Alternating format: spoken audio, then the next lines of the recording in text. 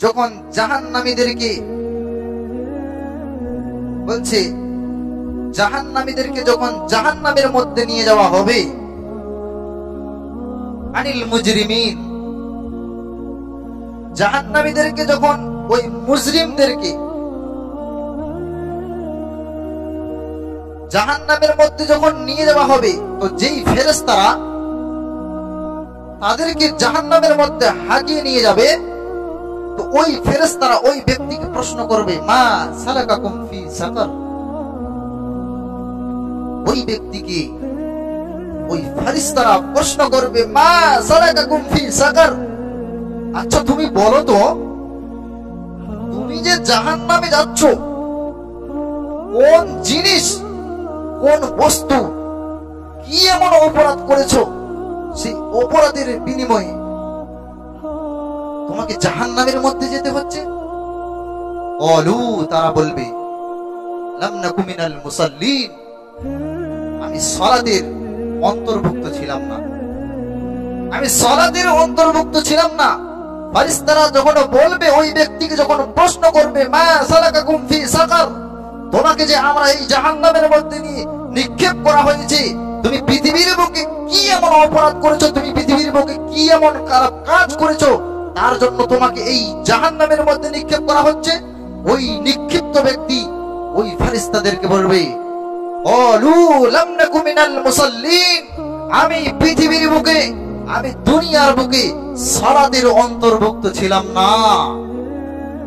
তাহলে বলুন তো, ওই মুজরিমদেরকে যখন জাহান্নামের মধ্যে প্রশ্ন করা হলো যে তোমাদেরকে কোন জিনিস জাহান্নামের মধ্যে নিক্ষেপ করা হয়েছে, আপনি বলুন তো, সুদখোরের কথা কি বলা হয়েছে?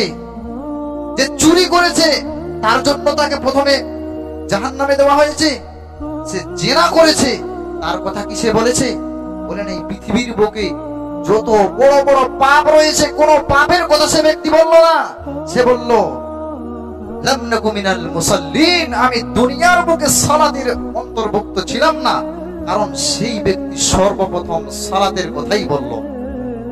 তাহলে বলুন, পৃথিবীর বুকে যদি কোনো মানুষ পাপ করে, তাহলে আল্লাহ সুবহানাহু ওয়া তাআলার কাছে যদি সে দুই হাত উঁচু করে তওবা করে আল্লাহ সুবহানাহু ওয়া তাআলার কাছে যদি ওই ব্যক্তি ক্ষমা চায়, গভীর রাতে উঠে সেই ব্যক্তি যদি রাতে দুই চোখের পানি ছেড়ে দিয়ে ওই পাপের জন্য অনুতপ্ত হয়ে আল্লাহ সুবহানাহু ওয়া তাআলার কাছে যদি সে ক্ষমা চায়, বলুন ওই পাপ আল্লাহ সুবহানাহু ওয়া তাআলা ক্ষমা করে দিবেন। কিন্তু পৃথিবীর বুকে কোনো মানুষ যদি সালাত আদায় না করে, তাহলে তাকে কি করে আল্লাহ সুবহানাহু ওয়া তাআলা মাফ করবেন?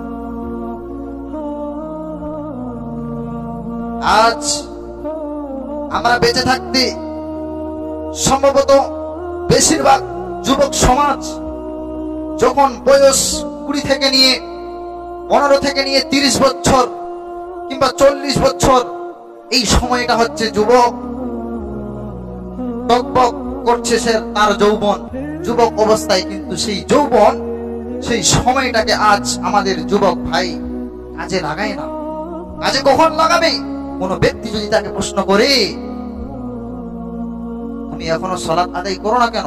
অনেক ব্যক্তি দেখলাম যে এখানে সালাত আদায় করতে আসলো, 2 মাস সালাত আদায় করলো, 6 মাস সালাত আদায় করলো, করার পরে ওই ব্যক্তি সালাত আবার ছেড়ে দিল।